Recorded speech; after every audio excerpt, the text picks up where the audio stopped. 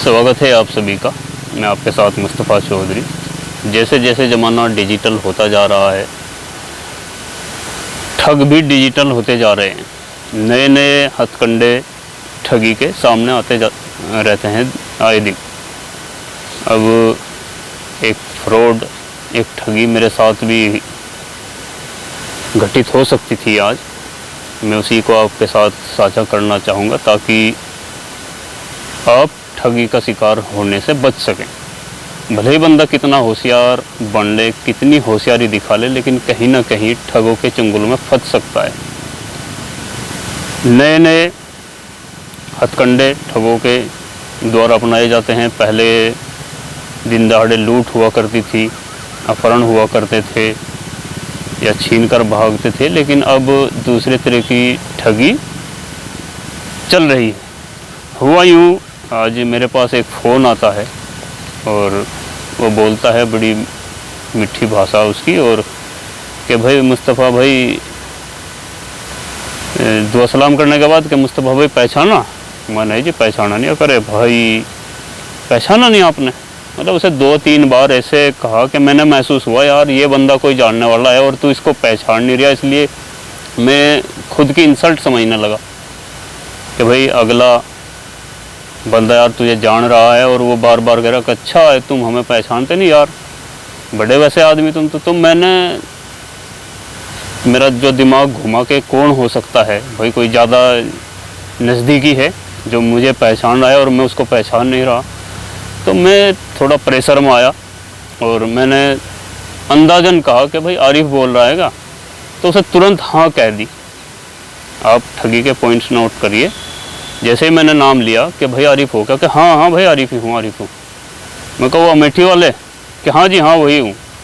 तो मैंने फिर भाई ठीक ठाक हो, ये है वो, मैं सब ठीक ठाक हो, जो राजी खुशी पूछने वाला सिलसिला हुआ। और इसी बीच उसने, मैं कुछ और पूछता, कुछ और जानकारी लेता, कुछ और अगला बंदा कुछ बोले, उससे पहले ही उसने बोला कि भाई एक मुस्तफ़ा भाई एक अर्जेंट काम हो गया। हम क्या हुआ भाई?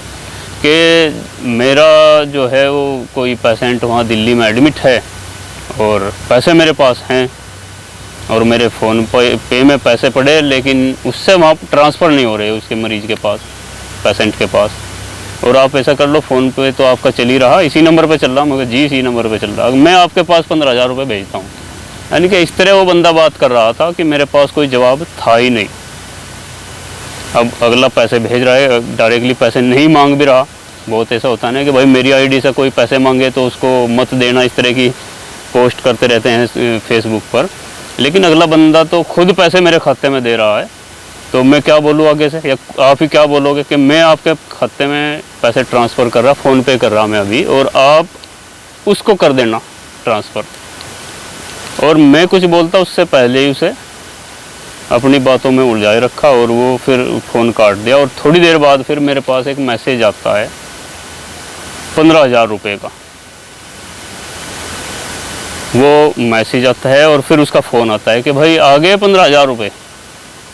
मैं देखता हूँ, देखो मैसेज देखो, चेक करो। तो मैंने देखा कि हाँ भाई मैसेज तो आ गया। कि आप ऐसा करना, 15,000 रुपये इस नंबर पर डाल देना, मैं नंबर आपको बता रहा हूँ। उसने मेरे से नंबर बताया और कहा कि इस पर 5,000 रुपये डाल दो और बाकी मैं बताता हूँ फिर कहाँ डालने। और ये कह के उसे फ़ोन काट दिया। वो मैसेज मैंने देखा, वो मैसेज, मेरा अकाउंट जो है वो PNB में है और मैसेज पे जो लिखा हुआ था वो SBI बैंक लिखा हुआ था। बाकायदा जिस तरह बैंक से मैसेज आता है उसी तरह का मैसेज था। वो बनाया हुआ मैसेज होता है, कोई बैंक द्वारा मैसेज नहीं होता, वो उसे मैसेज बना के भेज रखा था। उसे ये गलती जो मैंने नोटिस की, वो SBI अकाउंट, उस पर SBI लिखा हुआ था। तो मैं कि भाई मेरा SBI में तो खाता नहीं है। अब मैंने चेक किया, फ़ोन पे में पैसे नहीं है जो वो डालने का दावा कर रहा था कि मैंने डाल दिए। अब फिर उसका फ़ोन आता है कि भाई डाल दो इस पे पैसे 5,000 रुपये। मैंने कहा भाई पैसे आए तो हैं नहीं, कि हो आए नहीं अभी तक, चलो हो सकता है कुछ टाइम लग जाए। और आप ऐसा करना, वो वहाँ पे बहुत बड़ी मजबूरी में बैठा हुआ, आप कर दो अपनी तरफ से और ये पैसे तो आपके अकाउंट में आएंगे ही। मैं भाई मेरे अकाउंट में पैसा नहीं है, आप डालोगे तभी तो जाएंगे, मेरे पास अभी कोई पैसा है ही नहीं मेरे अकाउंट में, मेरे फ़ोन पे में। तो कि यार बड़ी उस मासूमियत सी था कि यार मुस्तफ़ा ऐसा करो, ये पैसे इधर से मेरी तरफ से चलेगी, अब ये पैसे भी फंस गए, चलो आपके पास तो आ ही जाएंगे, और आप किसी से ले करके आप ये हेल्प कर दो प्लीज़, और ये सिर्फ 5,000 रुपये डाल दो, और ये दस्तों में आप जो है थम कर डाल देना, कलवल डाल देना। मैं भाई मेरे पास नहीं है। तो तब तक मेरे जो है शक हो चुका था, और मैंने उससे कहा भाई पैसे नहीं है, जब आएंगे आपकी तरफ से तब मैं डाल दूँगा। तो कुल मिलाकर इस तरह की घटनाएं आपके साथ भी हो सकती है। हो सकता है आपके पास इस तरह का फ़ोन आए, इस तरह का मैसेज आए और आपसे पैसे डलवाने के लिए कहें, और आपके अकाउंट में पैसे हों और आप बिना चेक किए दूसरी जगह ट्रांसफ़र कर सकते हैं। वीडियो बनाने का मकसद यही था कि कोई अन्य के साथ ऐसी घटना ना हो, कोई किसी जालसाजी में ना फंसे। सचेत रहें, सतर्क रहें। तमाम तरह का फ्रॉड जो है सोशल मीडिया के ज़रिए, फ़ोन कॉल्स के ज़रिए, ये इस तरह का जो है होता रहता है। इसलिए आप सचेत रहिए हर तरह से। आप कितने भी होशियार बन लें, अगला बंदा आपसे कई कदम आगे होता है। ठग वो इस तरह से ही बात करता है कि आपको मौका तक नहीं मिलता समझ पाने का।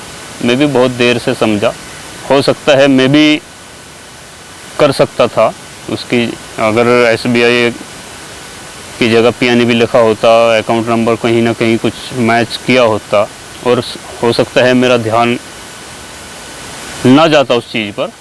हो सकता है मेरे खाते में पहले, अकाउंट में पहले पैसे पड़े हों, और मैं अगले से, क्योंकि अगला परिचय मेरे से दे रहा है, क्योंकि उस जिस शख्स का मैंने नाम लिया था कि हाँ भाई आरिफ हो क्या, कि हाँ वो आरिफ से मैं परिचित था, और बिना आरिफ के, और थोड़ी भाषा भी उससे थोड़ी मिलती जुलती थी। काफ़ी समय पहले मेरी मुलाकात हुई थी उस बंदे से, तो इसलिए आवाज़ भी पहचानने में गड़बड़ होती है। और जिस तरह से अगला बंदा बात करता है वो थोड़ा सोचने का मौका ही नहीं देता। होते कहते हैं कि क्या आवाज़ नहीं पहचान सकते हो, आवाज़ पकड़ी जाती है, ये वो। लेकिन जितना आप होशियार हैं, शायद अगला ठग उससे कई गुना ज़्यादा होशियार रहता है। वो इस तरह की बातें करता है कि आपको अगली बात बोलने का या कुछ सोच समझने का मौका ही नहीं पड़ता, और आप ठगी का शिकार हो सकते हैं।